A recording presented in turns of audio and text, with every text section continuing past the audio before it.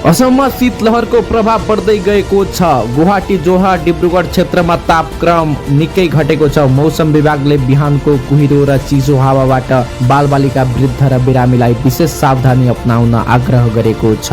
मुख्यमन्त्री हिमन्त विश्व शर्माले राज्यभर अवैध अतिक्रमण हटाउन अभियान तीव्र बनाएका छन्। सरकारी जमिन, वन क्षेत्र र नदी किनारा अतिक्रमण मुक्त गराउने प्रशासनलाई कडा निर्देशन दिएका छन्। कार्बी आङ्लोङ क्षेत्रमा पछिल्लो समय उत्पन्न तनावपछि सुरक्षा बल परिचालन बढाइएको छ।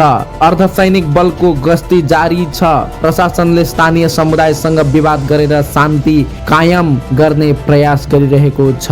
असम बंगलादेश अन्तर्राष्ट्रिय सीमामा निगरानी कडा पारिएको छ। अवैध घुसपेट, तस्करी र आपराधिक गतिविधि रोक्न बीएसएफलाई ड्रोन, क्यामेरा र आधुनिक प्रविधिले प्रयोग बढाउन जनाएको छ।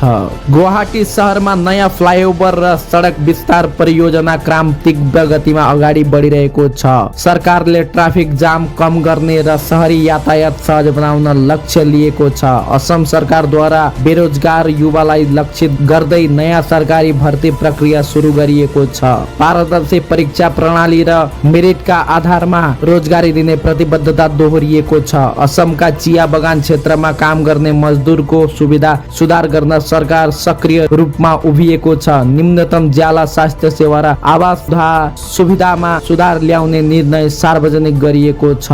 राज्यका विश्वविद्यालय र कलेजहरूमा डिजिटलद्वारा प्रवर्धन अभियान सुरु गरिएको छ। अनलाइन कक्षा, स्मार्ट बोर्ड र डिजिटल लाइब्रेरी मार्फत शिक्षा सुधारग्रस्त बढाउने योजना अघि बढाइएको छ। खेल क्षेत्रमा असमका युवा खेलाडीहरूको राष्ट्रिय प्रतियोगितामा राम्रो प्रदर्शन गरिरहेका छन्। विभिन्न खेलमा पदक जित्ने राज्यको पहिचान देशभर फैलिँदै गएको छ। असममा पर्यटन प्रवर्धन प्राथमिकता दिएको छ। काजीरंगा र राष्ट्रिय निकुञ्ज, माजुली टापु र चिया बगानलाई अन्तर्राष्ट्रिय पर्यटकीय गन्तव्य बनाउने लक्षित गरिएको छ।